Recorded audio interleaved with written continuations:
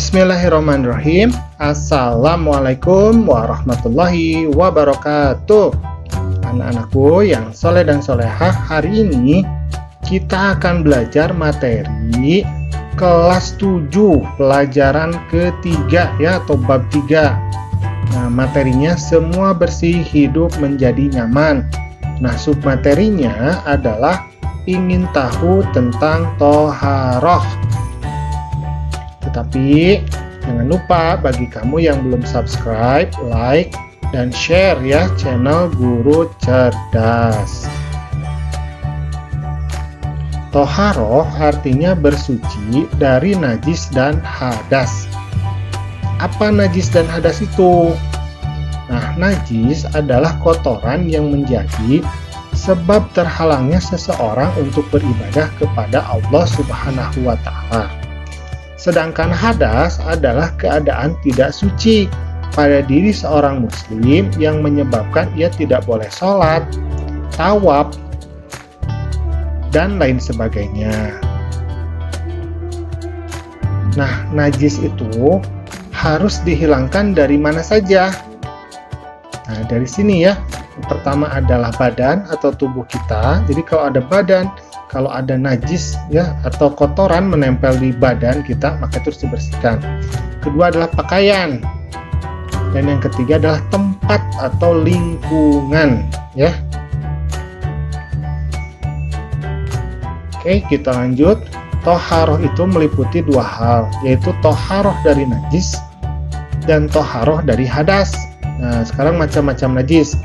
Najis ada 3 ya. Ada najis mukhafafah, najis mutawasitoh, dan yang ketiga adalah najis mughaladoh. Yang pertama najis mukhafafah adalah najis yang ringan. Contohnya itu hanya satu ya, yaitu air pipis atau air seni bayi laki-laki yang belum berumur 2 tahun dan belum makan apapun kecuali air susu ibu. Nah, cara menyucikannya ini mudah ya. Cukup dengan memercikan air atau mengusapkan air yang suci pada permukaan yang terkena najis. Kalau ini najis mukhafafah ya. Yang kedua, najis mutawasitoh adalah najis pertengahan. Ini adalah najis yang paling banyak. Contoh najis ini adalah darah, nanah, air seni, tinja, bangkai binatang, dan sebagainya. Nah, najis mutawasitoh ini ada 2, yaitu yang najisnya hukmiyah, dia tidak terlihat, hanya yakin. Jadi kita, nah misalkan seperti ini, tadi kita merasa terkena darah binatang misalkan, tapi sudah tidak terlihat, tapi kita yakin bahwa di situ ada najisnya. Nah, ini disebutnya najis hukmiyah. Jadi dialirkan air saja ke sana ya. Jadi walaupun tidak terlihat bendanya ya, zatnya, maka kita alirkan saja, insya Allah menjadi bersih. Yang B-nya najis ainiyah. Ainun itu dari kata mata ya, artinya mata. Nah, kalau yang terlihat ya, maka ini harus dicuci sampai hilang bentuknya. Jadi kalau misalkan darah itu di kain yang warna putih akan terlihat kan, jadi menghitam ya. Nah, sampai hilang hitamnya itu. Kemudian kalau berbau, maka baunya harus hilang, dan rasa. Jadi kalau misalkan masih ada rasanya, itu juga harus sampai hilang. Yang ketiga, najis mughaladoh, yaitu najis yang paling berat. Nah, najis ini bersumber dari 2 binatang, yaitu anjing dan babi. Cara mensucikannya yaitu dengan membasuh sebanyak 7 kali menggunakan air. Tapi 1 kali di antara air tersebut itu sudah dicampur dengan tanah yang bersih dan suci ya. Jadi jangan tanahnya kotoran binatang, itu nggak boleh ya. Nah, sekarang kita akan berbicara tentang mensucikan hadas. Hadas terbagi menjadi 2, yaitu hadas besar dan hadas kecil.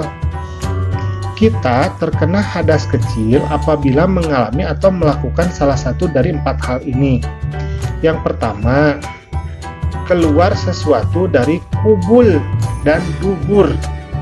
Jadi kalau misalkan ada sesuatu yang keluar dari alat kelamin kita dan dari dubur, maka kita akan mengalami hadas kecil, contohnya pipis, kentut, BAB. Nah, itu namanya hadas kecil ya, yang pertama.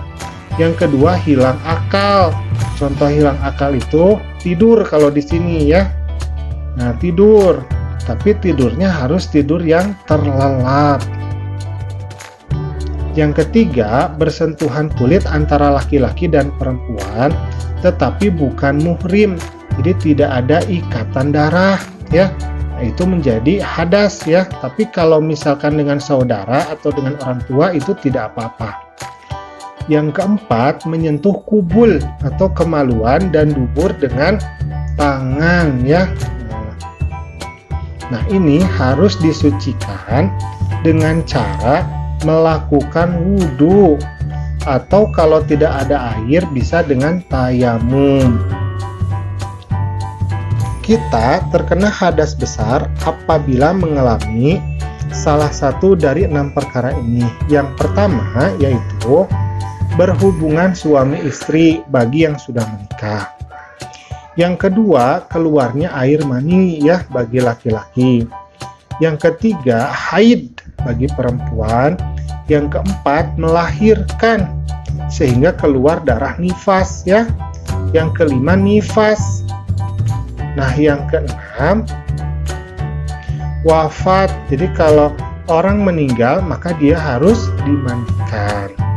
Nah, caranya kita harus melakukan mandi besar ya. Nah, sekarang macam-macam darah pada perempuan. Jadi perempuan itu berbeda, unik ya dibandingkan dengan laki-laki.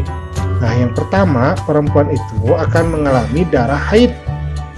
Jadi perempuan akan mengalami haid, ini bergantung kepada orangnya atau individunya. Biasanya antara 1 sampai dengan 15 hari. Yang kedua, darah nifas. Jadi darah yang keluar selepas seorang ibu itu melahirkan. Nanti akan keluar darah. Nah, ini yang dinamakan dengan darah nifas. Yang ketiga, darah istihadah atau keluar darah secara tidak normal.